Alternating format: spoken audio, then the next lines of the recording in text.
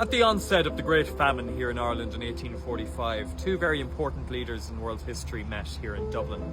A 70-year-old Daniel O'Connell, the liberator, the champion of Catholic rights here in Ireland, and a 27-year-old former slave from the United States named Frederick Douglass. Douglass had been born a slave, but had self-emancipated 7 years before his arrival to Ireland.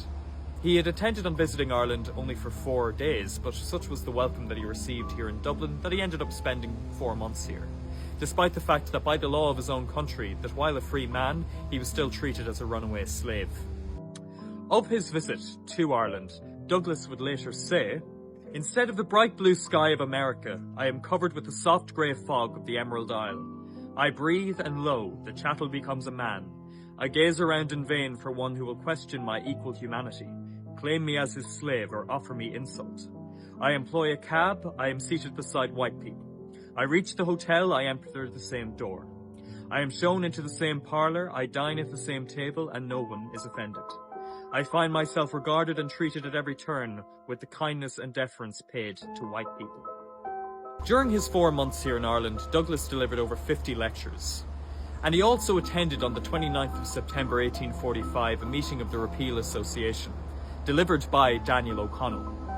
Daniel O'Connell gave a speech, of course, denouncing the union between Britain and Ireland, but he also denounced slavery in the United States. In fact, O'Connell once said that he would never sully his boot by setting foot on a land where slavery remained an institution. Douglass said that the control that O'Connell had over the crowd was perfect, and he was mesmerised by Daniel's speech.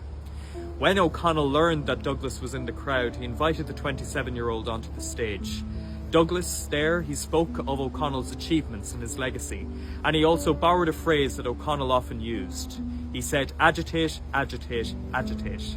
And those words would go on to inspire and really define Douglass's campaign back in the United States.